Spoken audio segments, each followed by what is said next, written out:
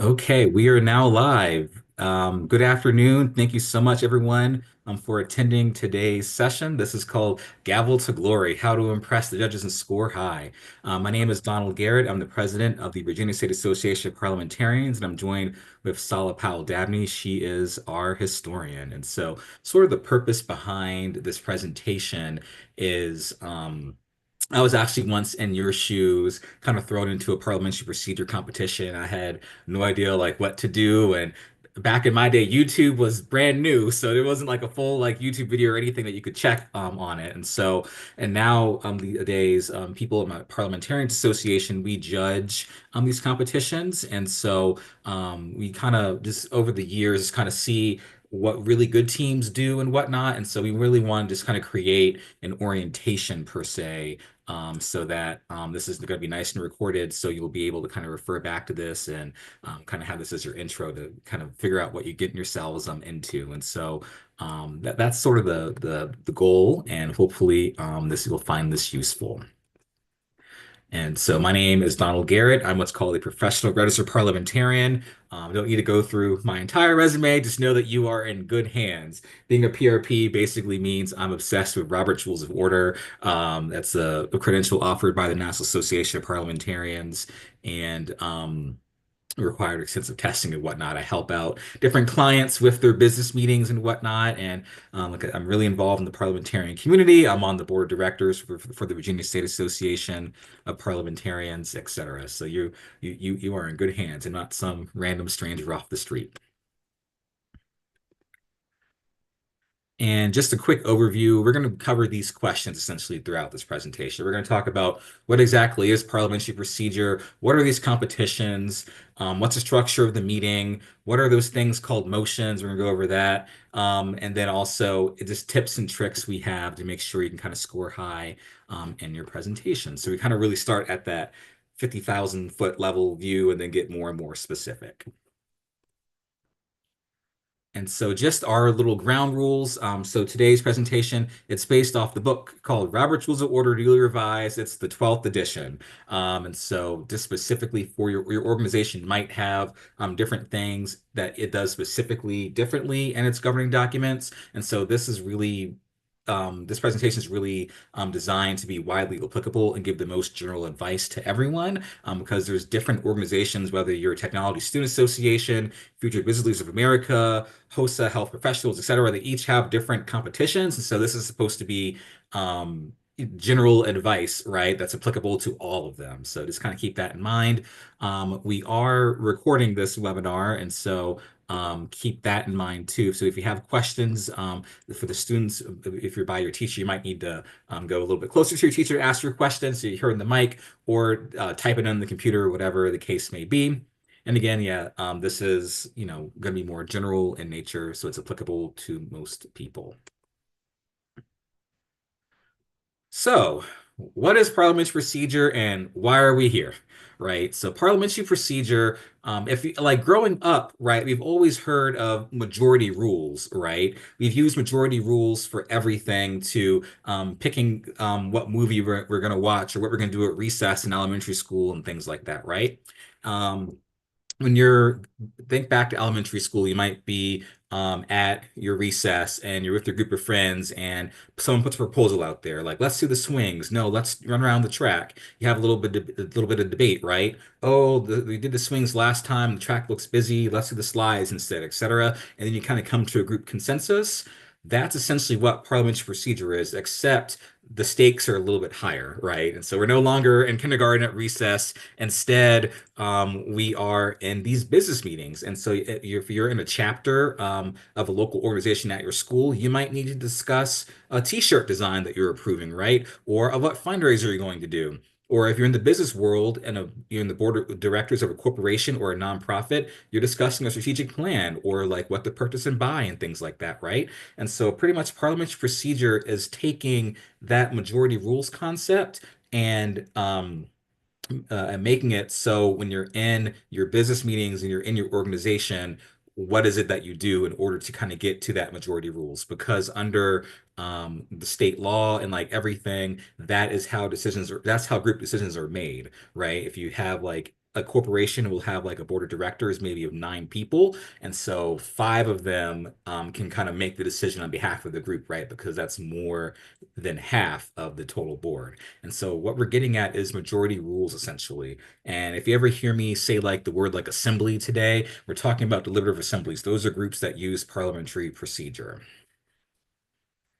And so that's parliamentary procedure. And if you look at my camera really quickly, I'm holding up this thick old book called Robert's Rules of Order. I got my virtual background on, so you can't see the pages. But what is Robert's Rules of Order? And so Robert's Rules of Order is essentially, it's called a parliamentary authority. It's pretty much a book on parliamentary procedure. Robert's Rules of Order is the number one selling book on it in North America. So it's the most popular book. It's what most groups use. You will use it in your grown up and in your adult life, and so it's really good that you're making that investment now.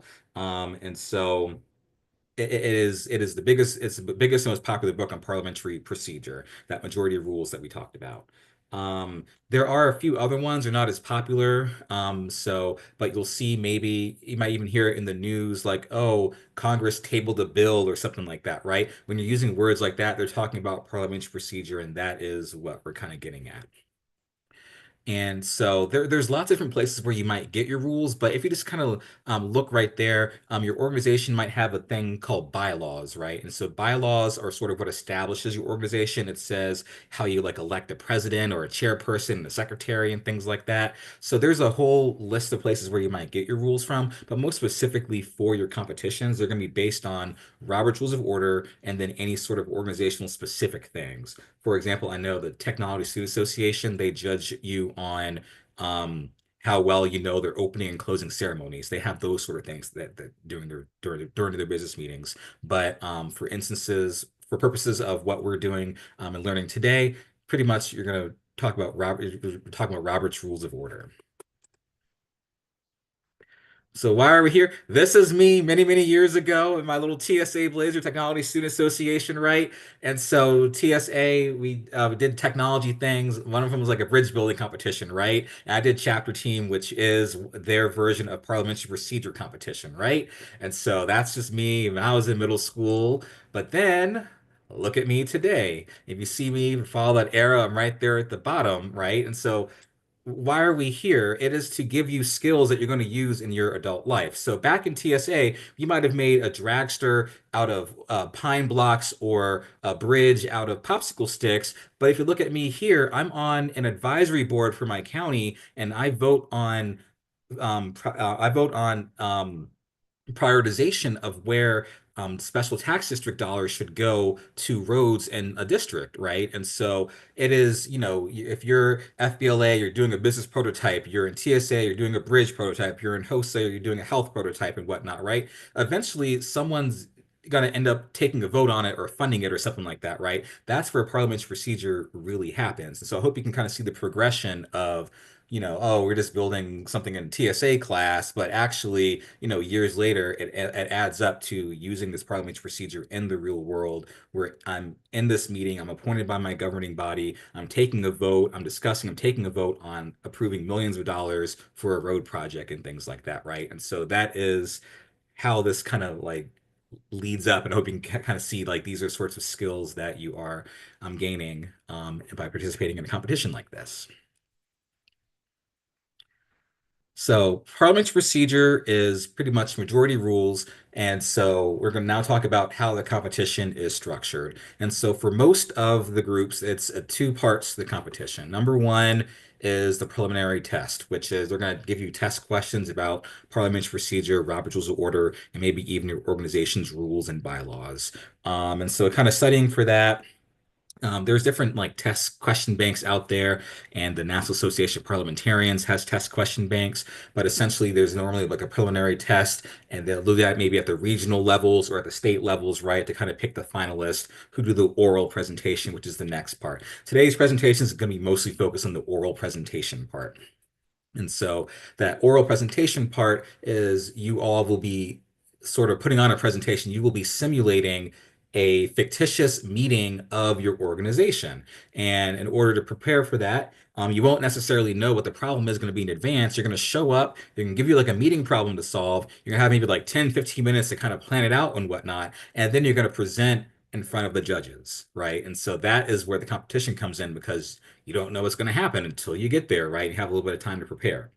And so we'll kind of go over like what the sample problems might look like, but essentially you are showing the judges how to do a good business meeting using parliamentary procedure. And so with that oral presentation, there's also, scores. You might get little bonus points for doing things that go out, additional things in addition to the meeting problem that they present you. But that's what we're kind of getting at, right? We are doing, at the end of the day, this is sort of, it's a sort of like a public speaking presentation, if you will. And typically there are time limits. And so, the competitions happen, all throughout the day, and everyone can't be in there for an hour. A lot of the times you're slamming a lot in to about like a 15-minute time period that you have to kind of give your presentation. So that's what we're focusing on today is the sort of oral presentation part. And something to keep in mind too, so what's being judged is during that oral presentation part, whether you're solving the meeting problem. We'll go over examples of what that looks like. And if you're handling your motions properly. A motion is a proposal, and we'll discuss that later on in this presentation. The debate, right? And so let's say you are doing a motion about approving a t-shirt design for your chapter, right? Do you like design A or design B better? They need to show some quality of debate because part of having the meeting is hearing the discussion and then figuring out, okay, I'm going to vote for or against this proposal, right? And so sort of having that debate quality is really important and it makes you have well-rounded and well-presented presentation to the judges. Other things that the judges look for include using the proper terminology, and then again, public speaking and poise, right? When I've judged these competitions, and sometimes, you have like one or two really active people, and then another person on the team is just kind of looking off in the sky like that and they're looking down at their feet, right? And it's like, no, this is only like a 10, 15-minute presentation, right? You need to be up there, have your business casual, your formal attire on, sitting up there, looking confident and whatnot. And because those are things that we judge you on when we're in this competition. So public speaking, I think they always say like what, 80%, 90% of communication is nonverbal. It's those nonverbal cues that are really, really important. Because if I'm just kind of like this on the Zoom, I don't sound confident, right? But if I'm talking with my voice and I'm projecting and I have, my shoulders out and things like that, I look like I know what I'm talking about. And, I might be winging it, but that's okay. The judges don't need to know that, right? And so that kind of distinguishes you, right, between a C team and an A team. And so those are sort of things that are being looked at during this presentation and be given to the judges. And here on this slide, I just have sort of just I took little each competition has scoring sheets. So talk to your chapter advisor and see like what might be on that scoring sheet. But I just did this slide really quickly just to show that like parliamentary procedure is a big part of what's being judged, but also you sort of have the public speaking and poise, right? So if you look at the right side for Technology Student Association, about 38% of what they're scoring is the communications and public speaking, the quality and quantity of your debate, the projection of your voice, the carriage of your body, do you look confident and things like that, right? And so if you're really only okay on the terminology, but you give a really good presentation, you could pretty much be a top scoring team sometimes. And so that's why it's important to know both the rules that we're talking about today and also just make sure you're projecting your voice and kind of getting your point across with the debate and everything to really help your presentation flourish.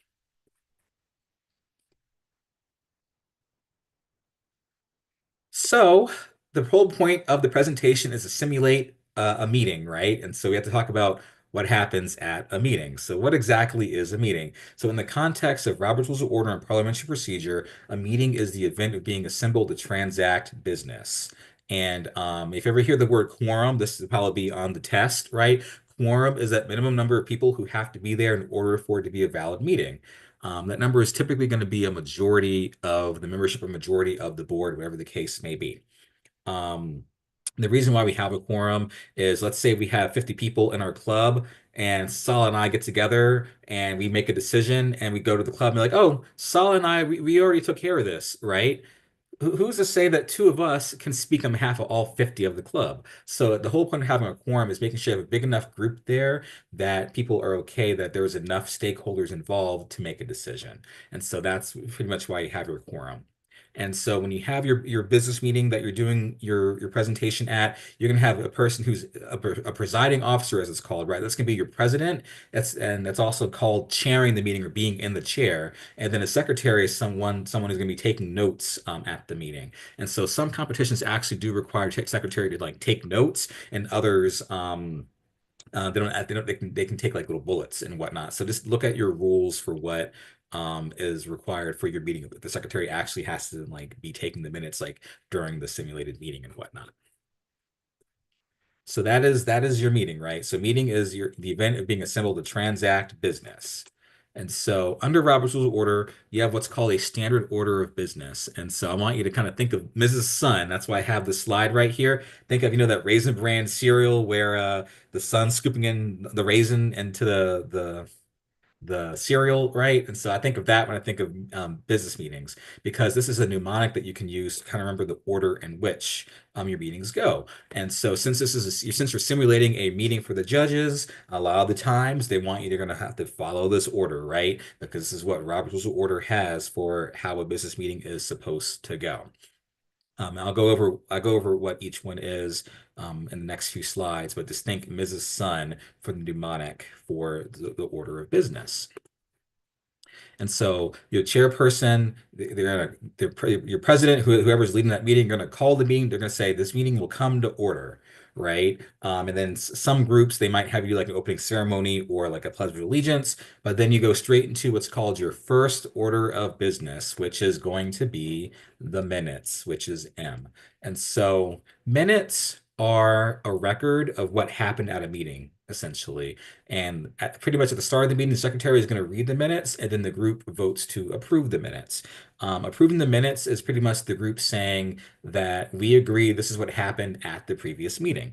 And why is that important? Because you might need to revisit a decision, and those minutes are going to be the documentation that you have to make sure you understand like what the group did.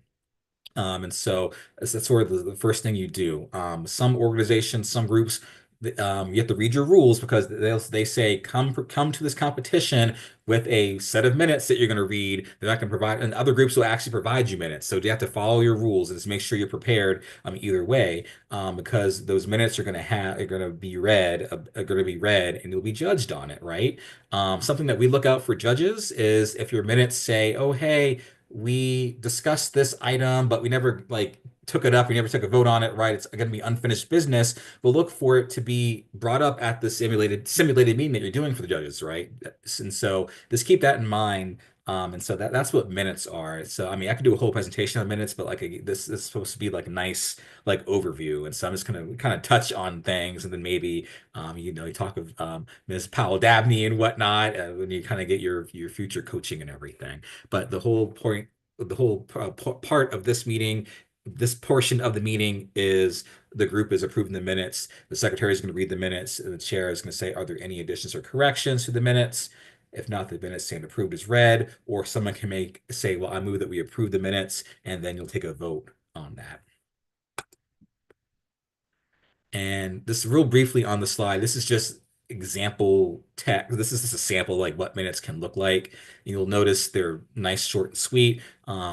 Minutes are again, they're the notes of the meetings. A really big issue that lots of people do is they try to like do lots of bullet points of like what everyone said at the meeting, and that's not what the minutes are. The minutes are supposed to be just what was proposed and how it was disposed. So if you look at the first new business, so that said, Mr. A moved to select the American Cancer Society as the beneficiary of our fundraiser. After debate, the motion was adopted by voice vote. Right, two sentences right there. You don't need to put in there. Oh, so and so said ACS was a good charity, and so and so said March of Dimes is a better charity. Right, like there's no need for this and that and the third. It's what was the proposal and what'd you do with it, right? So someone proposed that we do the Cancer Society fundraiser, and that was adopted. That's what you're getting at with your minutes, essentially. And so if you even have to make your minutes for your competition, make sure they're kind of nice, short, and sweet like that. And Robert's Rules of Order has examples in the book and whatnot for how what can kind of go into your minutes.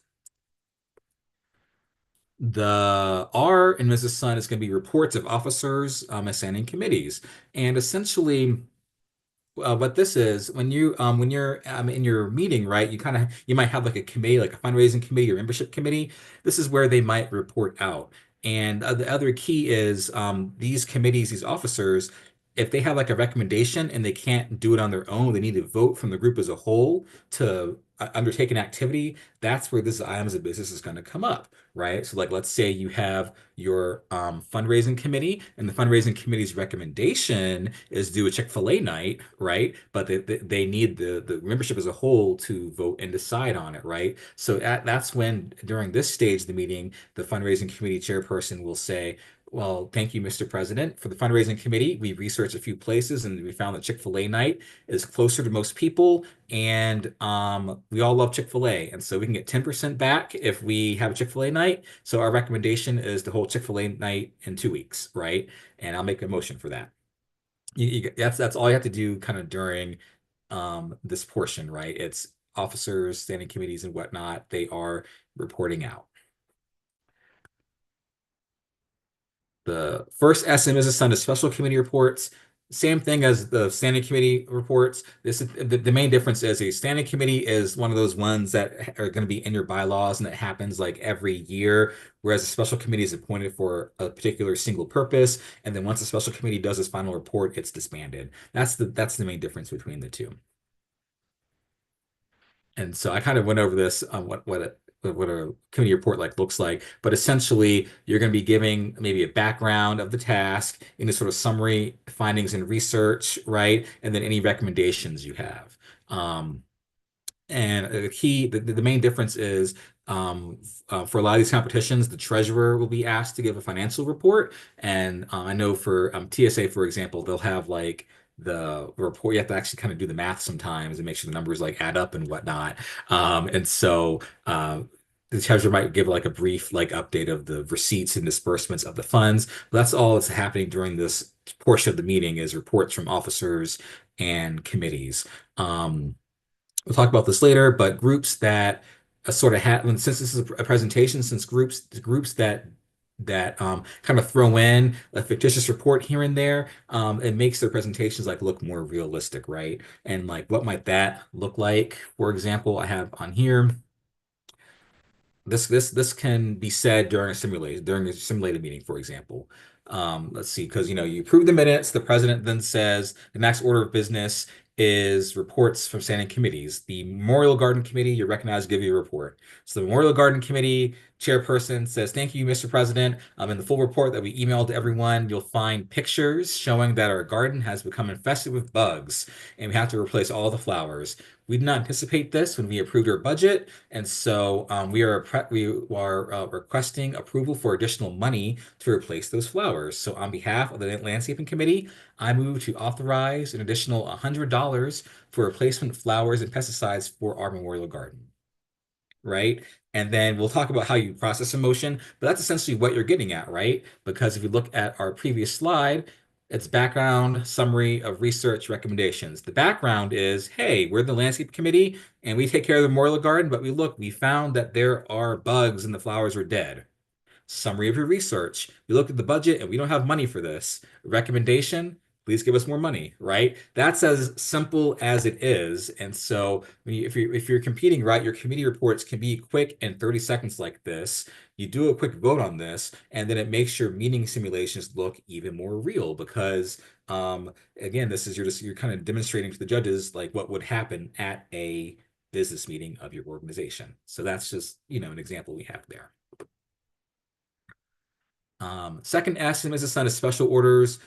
You really don't have to worry about this because it's probably not going to show up at your competition, but essentially special orders are just items of business that have to be done at a particular meeting. And so if like your bylaws say the budget's done at the July meeting, then it's a special order for the July meeting, but you're probably not running this at your competition at all. New business. New business is business left over from the previous meeting, whether it was like laid on the table as we call it, or you kind of adjourned, you ended your meeting before you got to it. So one thing the judges we listen for is if you're reading those minutes and there's business that was left unfinished, we want you to bring it up at this meeting that is simulated for us, right? And so we'll listen for it because we'll knock off points because it said you're supposed to have unfinished business. Like, why didn't you present that to us? So if it's in your minutes, then that's something we do look for. And a key we have here is in your competition, never call it old business because Robert says don't do that. It's like a footnote in there. I think that they say it's never old. It's just unfinished because old makes it seem kind of crusty and dry, right? And then finally, new business. That is when members present new items of business, right? That's everything else. So it's not the minutes, it's not brought by a committee, it's not required by the bylaws, it's not leftover business, it is new business. It is everything else. And so that's essentially just to show you what the flow of the meeting is. And so when after you're done viewing this webinar and viewing this presentation, you'll be able to see, you'll probably even see in your rules rubric and whatnot, like, oh, follow the standard order of business. That's what happens to each of these captions, essentially. So I just want to present that to you. And your whole goal for that little 15-minute presentation is to kind of go through that standard order of business and show us, the judges, a simulated meeting, essentially. And so I'm going to take a sip of water, but are there any questions from the audience, either written or oral, that anyone has before we go on to what a motion is?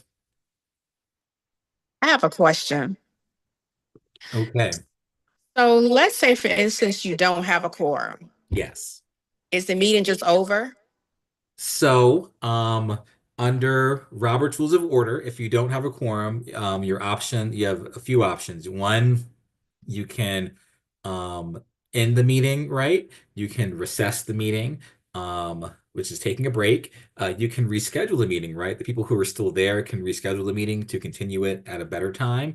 Or you can take actions to obtain a quorum, like calling members and whatnot. So for the purposes of these presentations, I think the judges want to see what you're going to present. So I think that's not going to necessarily be an option competition wise, but and real life wise, yeah, those are the four options that you can do if you don't have a quorum. Thank you. Sure, sure. So yeah, that was what a meeting is. So now we're going to talk about motions. And so you talk to anyone, Robert's rules, well, motion this, motion that. What is a motion? That's what we're going to talk about. So motions are how we get things done in parliamentary procedure, right? They happen at meetings. And so if you ever hear the terminology main motion, a main motion is a proposal that your organization take a certain action. Um, you can almost say their equivalent terms, motion and proposal. But we use the word motion because essentially that's what they were using in Great Britain in 1300s. That language continued to America and continues to what we call it today. And so a motion is a proposal, and a main motion is that substantive item of business that the organization take a certain action. And so to make your motion, we're gonna go over the steps, but essentially the form is I move to or I move that. The examples, for example, might be I move to buy flowers for a chapter advisor, or I move that January 2nd be celebrated as Chapter Founders Day. A key, judges, because remember we talked about earlier how one thing we assess you on is your uses of parliamentary terminology. If you say, I motion to do this, or so move that, no, it is I move to or I move that. That is what you want. And that's going to get you the most points in that section because it's always a distraction of, well, I make a motion to, because if you look at me flapping my arm, this is me making a motion, right? No, it's I move. We want to use a precise terminology. The other side behind that is make sure you never make your motions in the negative. So, for example, You don't say, I move that we don't partner with the art club on this fundraiser, right? Because when we get to voting on it, a motion that we don't do something is a no vote on a motion to not do something, a double negative, so it's actually a positive, right? It becomes really confusing. So you want to make sure your motions are always made in the positive. So instead, you would try something like, I move to decline the art club's invitation to partner on the fundraiser, right? Because your positive yes, your yes vote is yes to decline the invitation. And so that is what we're at, right? So your motion is your proposal that the group do a certain action. And so when you arrive for the competition, the judges, when they give you that meeting problem, they're going to give you a motion that you have to debate and consider at your meeting. And so motions are how we get things done under parliamentary procedure. And now we're going to go through, there's 6 steps to handling a motion. 6 seems like a lot. Honestly, the first 3 are very quick. And so step number 4 is the largest one. And so we'll go over what the 6 steps are. So in order to have your motion under parliamentary procedure, the first step is you get recognition from the chair, from the president, the person who is leading the meeting. So whoever is the president at the meeting, they have the authority. They pick whose turn it is to speak, essentially. And so if multiple people raise their hands at the same time, the president picks who rose their hand first to speak, right? And so because one of the rules of parliamentary procedure is only one person speaks at a time, so that we're all able to hear what each person is saying during that discussion. And so the first step is someone will get recognition from the chair. And so they'll say, Mr. President, Madam President, Mr. Chair, Madam Chair, whatever the position's title is, they might need to stand up and do it. And so that's what they're going to do. They're going to get recognition from the chair and they're going to state what their motion is. They say, Mr. President, oh, yes, Donald, I move that we hold a chapter fundraiser at Chick-fil-A. That's step 1.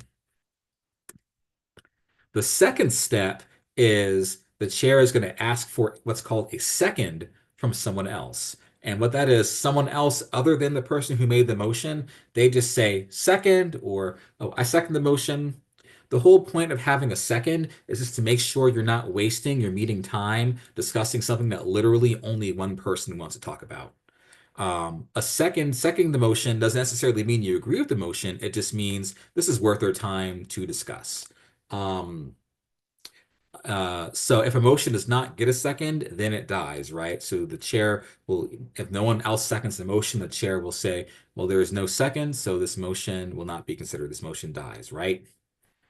Otherwise, the third step is the chair is going to state the motion to the meeting. That's to help everyone be on the same page. So the chair is going to say it's a moved and seconded to hold the Chick-fil-A fundraiser next week.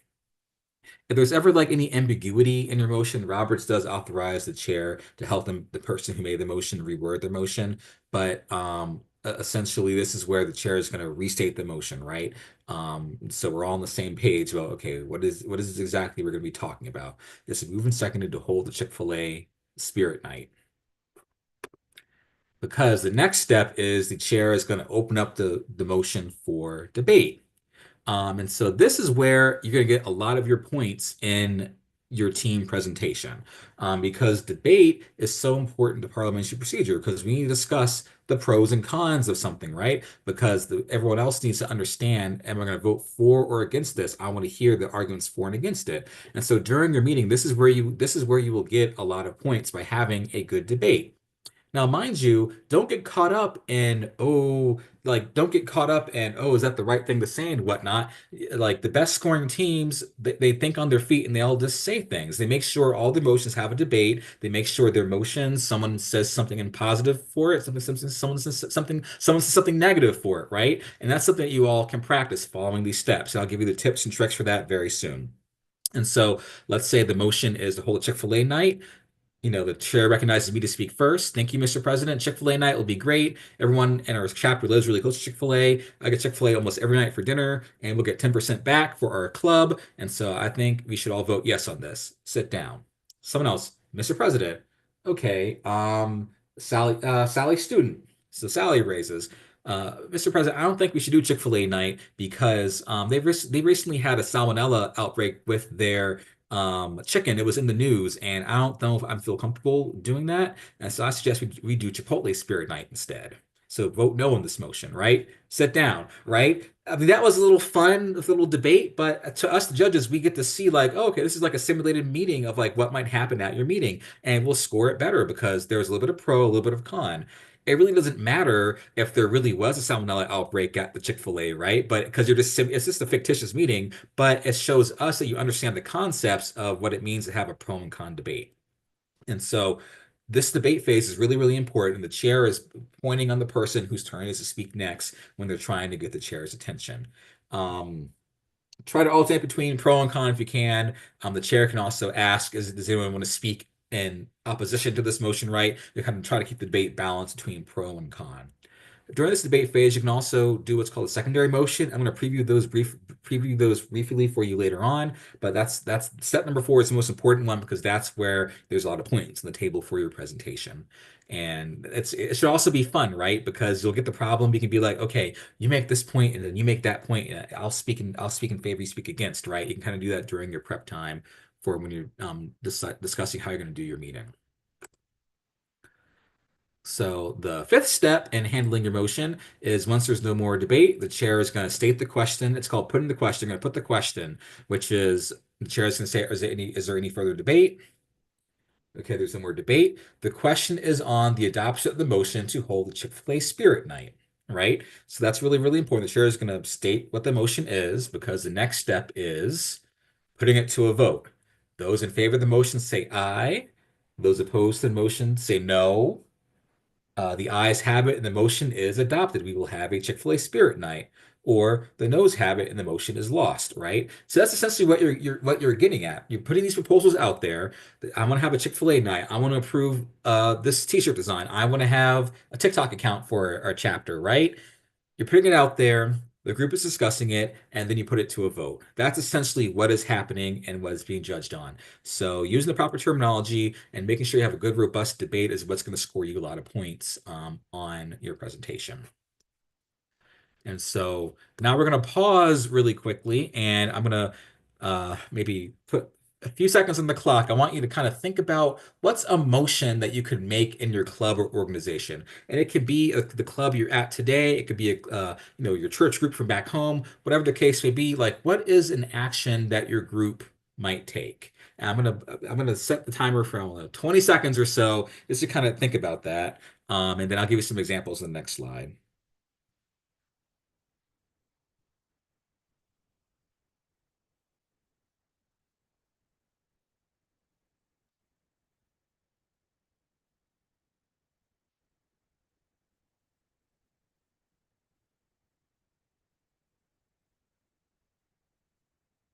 If we were in person, it'd be easier to, call on people and get them to write it down and stuff like that. But this is virtual, so you'll have to indulge me and watch the recording later for these ideas.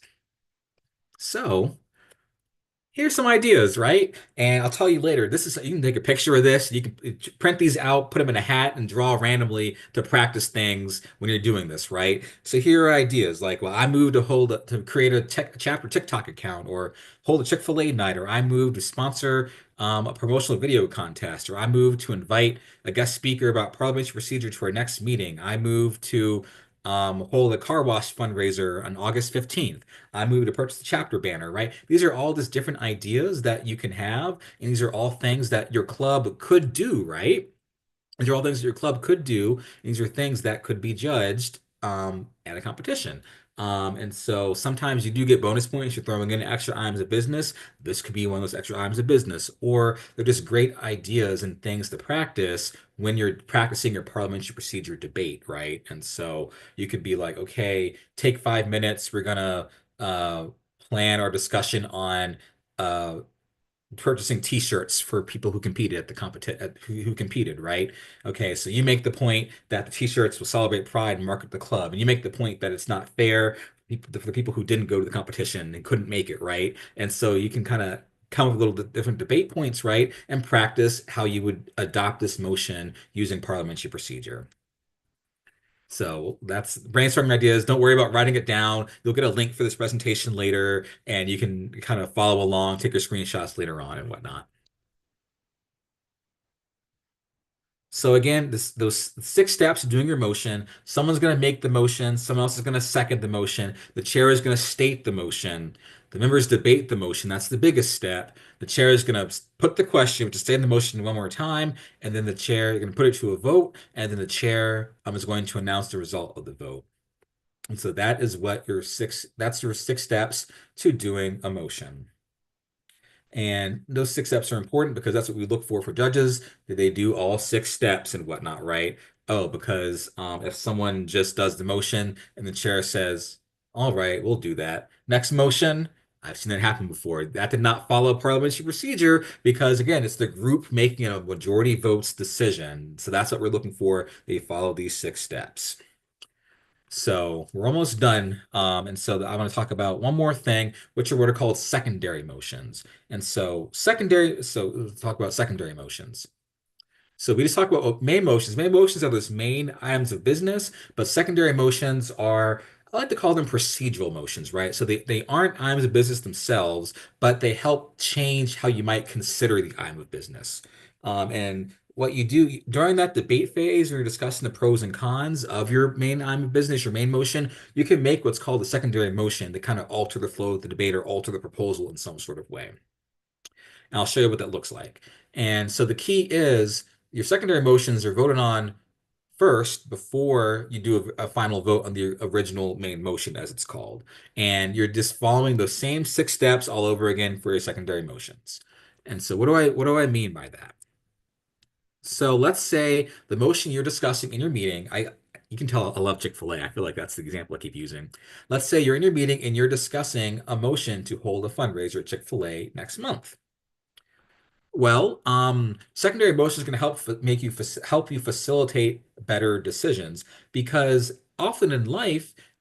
lots of often in life, decisions aren't necessarily going to be yes or no. Sometimes we're in that gray area, right, where you might want to do something ever so slightly different than yes Chick-fil-A or no Chick-fil-A, right? And what do I mean by that? Because at the end of follow the six steps on this motion, on just this motion, the end result, step six, is yes Chick-fil-A or no Chick-fil-A, right? But you can you can have a more nuanced decision if you want to, right? Maybe you want to do the Chick-fil-A, maybe you want to do the fundraiser at Chipotle instead, or maybe instead of next month, you want to do it next year, right? Or maybe instead of a fundraiser, you want to do a yard sale, or maybe you want to send it to a committee to come back with a more detailed plan. Maybe you want to take a pause on it, think about it, and come back to it the next meeting. Maybe you want to conduct this vote by secret ballot vote because it's very contentious, right? And so on and so forth. The whole point of secondary motions is to help you facilitate these potential additional outcomes. And so I'm not going to go over and like this is what's going to be in the Robert's Rules of Order book. And I'll tell you about how to like go about studying and reading that. But essentially, that is what a secondary motion is, right? If you look in the red on the slide, it is you might be amending and changing the wording of your motion, or you might be referring it to a committee, or you might be postponing it, or you might be doing a ballot vote instead, right? And so those secondary motions is what helps facilitate better decisions to make sure you truly get to that majority rules of your group. And so what does that look like in practice? And so let's pretend we are in our meeting and my motion is I move to hold a potluck meeting in January and we are discussing the back and forth about potluck's a great idea, potluck's a bad idea because y'all can't cook. Well, you can go to the store and get the stuff if you, I mean, don't say it like that during your meeting. I'm just joking right there. But potluck is not the best idea because there are various cooking levels in our chapter, and I feel like we need to be inclusive and maybe cater the meeting instead, right? But during that discussion, people are discussing, well, January, we might not be ready in time for January, so I think you might do it better in March instead. So what are they going to do? I move that we amend this motion by striking out the word January and inserting the word March.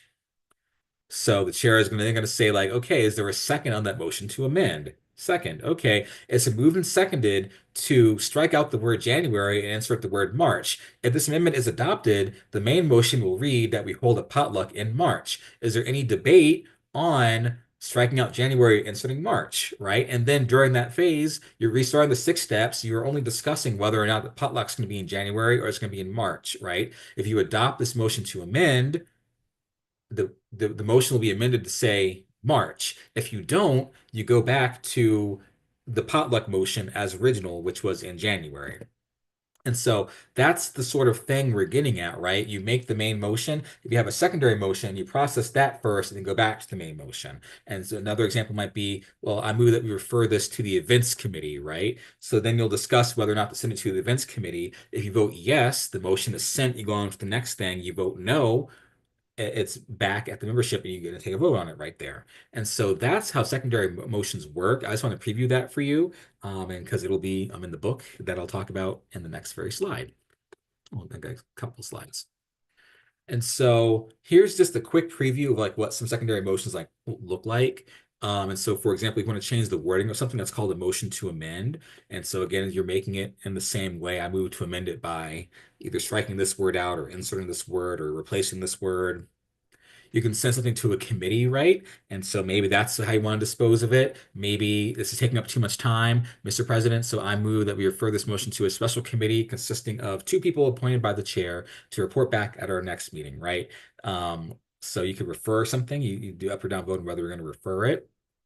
You could postpone it, right? You could postpone it later on in the meeting, postpone it to the next meeting, and then it becomes unfinished business the next meeting, or you can even add parameters to the debate. If you ever heard, I call the question, I move the previous question, that is ending debate. You can say, well, I move that we close debate in 2 minutes. You can do all those sorts of things, right? And those are called secondary motions. Um, and those are called secondary motions. And so that's sort of what they're going to get at. Like your meeting problems, they're going to be asking for those certain things. And so now time to discuss some little tips and tricks.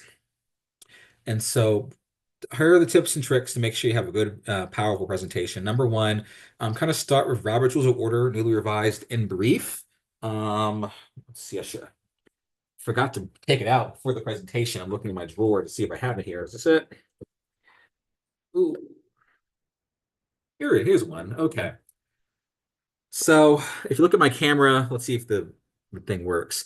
So on, I guess this is like the left side. This is like the much thinner version than the thick version of Roberts. So the start, it's Robert's Rules of Order, newly revised and brief, and it goes literally like chapter by chapter. Like this is a meeting, this is a motion. Actually, I developed this presentation to kind of follow along with this book, and so it even has like scripts for you in there, and so you as a group can be like, okay, well, we're going to practice chapter 5 today, right, with some amendments. And so what you can do is literally say, draw from a hat. Okay, so our motion we're going to discuss is sponsoring a video contest, and then so and so you make a motion to amend it, right? And then let's plan this out for 5, 10 minutes, and then let's practice it, right? So that's something you can do. You can write down these ideas because remember you were simulating like what would happen at like a business meeting at your organization. So you can use this. You can log on to AI if you want to help you come up with like some motion ideas. But like this is your free help right here. You can kind of do this, and then maybe take your in brief, take a chapter or take a sample secondary motion, right? Kind of put them together and just practice that as a team, right? And so, yeah, this has scripts. This has like step by step for you, and it's a really great guide. It's about like 100 and some pages. And so it's not a bad read. In fact, if you, it's normally like it's like $4. So if you need help like purchasing it for your school and whatnot, reach out to Solid, reach out to me. We'll get it Okay. for you in your school if you need it. Mr. Yeah. President, I just have a question to Ms. Reeves. Did I had 10 books sent to your school? Do you remember getting them? No, ma'am, we did not. Wow, and that was a couple months back. I I will talk to our secretary. Matter of fact, I'll send her an email because she's gone for the day. But I will send her an email as soon as the meeting is concluded to ask her, has she seen them? okay, already. Mhm. Great. Great. Yeah. So we will do that, right? So this literally has scripts. You can follow along. If you're practicing, be like, we'll take that sample motion, we'll practice this secondary motion, right? And let's see if we can simulate it. Um, Other tips and tricks, I talked about this earlier. Really speak up and debate your emotions. Like that is the difference between a team and a C team. The A team, there's at least someone who is there's at least someone who speaks in favor and someone who speaks against m most of those main motions, right? Because that's going to help simulate and really make your meetings look more realistic. Yeah, we all love Chick-fil-A. Want to do a fundraising night, but like I said, the news said there was mice in the kitchen. So I don't know if you want to do it. I don't know if it's safe right now, right? You can make something up. It can be fun. It can be fun, right?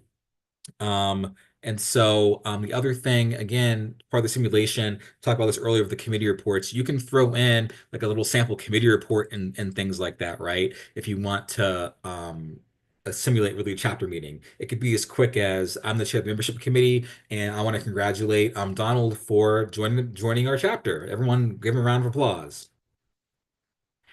That's like 5 seconds, but it adds to the color and variety of your presentation because we as judges we see sometimes people just kind of follow like a script and it looks really robotic. But those little things really add flavor to your presentation. So again, engage in your debate. Those real life chapter business things make it really sound more authentic. It helps you avoid overly scripted and robotic delivery. And be loud and confident. We score on participation and voice projection, so make sure everyone speaks clearly. And another thing, a lot of times these state competitions are held in hotel like ballrooms and whatnot. That carpet in there sucks up the noise sometimes. Like it's different from tile flooring. And so you need to speak louder, but so make sure people can understand like what you're saying and just have that confidence because like I showed you earlier, we do judge on confidence, poise, public speaking, the debate, and things like that, in addition to using the proper parliamentary terms. And so those are sort of the tips and tricks.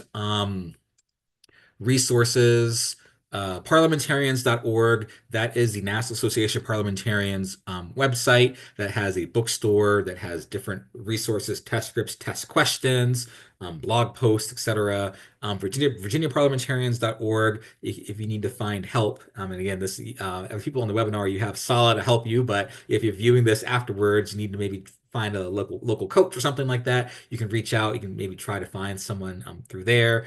We also have our email. There's questions about something you read in Roberts and maybe got confused about. And also there's the in brief version that kind of looks like this too. And so that's what I have for today's presentation. And I'll be happy to take any questions. And then if there aren't any questions, I can pause the recording and we can have a little debrief if you want to.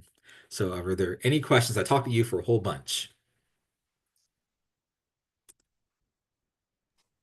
I don't have any questions at this time, Mr. President.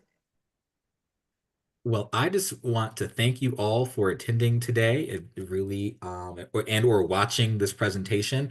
It's a really great investment that you're making into yourselves and your future, and hopefully this will serve as a nice sort of orientation to understand what exactly you're about to get yourselves into. So I just want to thank you so much for attending, and hope you have a great day. Thank you. Okay, hold on. That was just me ending the stream. So now, if we have anything else, I had to kind of do the fake ending.